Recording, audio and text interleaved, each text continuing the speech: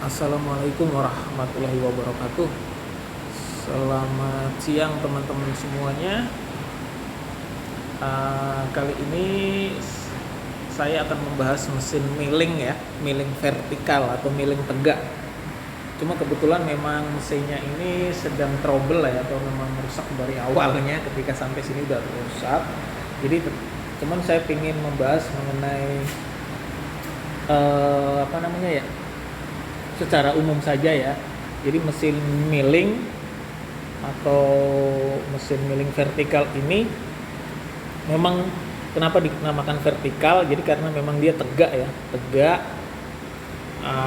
Kemudian dia digerakkan sama dinamo ya. Hampir semua mesin tidak akan lepas dari yang namanya dinamo ya teman-teman.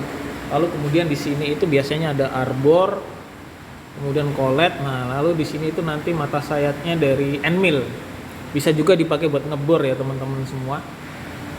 Nah, ini memang ada kepala ya, bagian kepala, dan ini bagian lengan, dan ini bisa dibuat serong ya teman-teman. Nah, ini dari sini, ini ada kuncinya. Nah, ini dipakai bisa buat serong teman-teman semua. Jadi kalau mau pekerjaan miring bisa. Oke, jadi dia bisa miring ke dalam, kemudian ke samping juga bisa, ke samping juga bisa. Nah, ini yang buat ke dalam, jadi dia turun, kemudian ini ke samping, ke sana, mau ke sana juga bisa, ke sana bisa, ke sana bisa.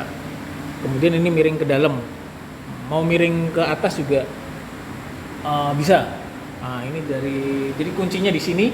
Ini buat kemiringan ke samping, ini buat miringan keluar dan ke dalam. Oke ya, jadi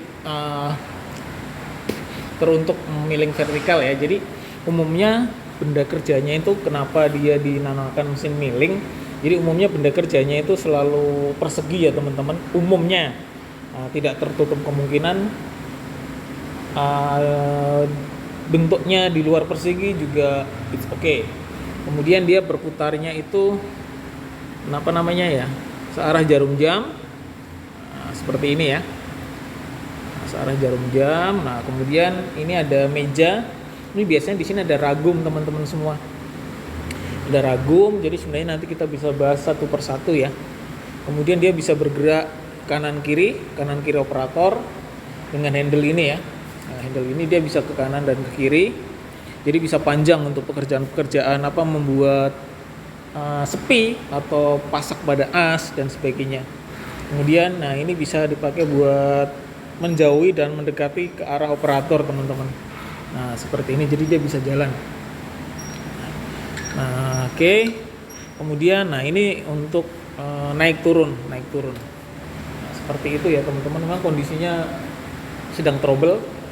Nah, jadi memang harus ada apa namanya ya, rekondisi total nih.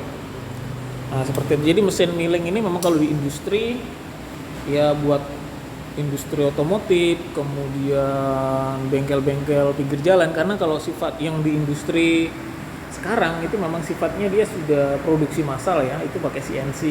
Jadi sekarang di industri-industri kecil menengah ke bawah itu masih bisa pakai milling. Kemudian untuk pekerjaan-pekerjaan yang sederhana, untuk reparasi dan sebagainya, itu bisa pakai mesin milling teman-teman semua ya.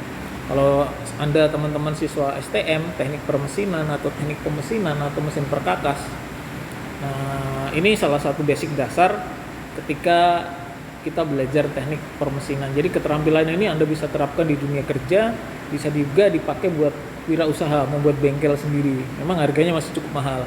Nah, syaratnya memang harus bisa alat ukur, jangka sorong, mikrometer, kemudian bisa baca gambar. Nah, dua hal itu jadi dasar ketika Anda pengen mengoperasikan atau mahir mengoperasikan mesin milling. Kira-kira seperti itu teman-teman semua ya. Nanti kita lanjut lebih detailnya ya. Oke. Yang jelas terus belajar teman-teman semua.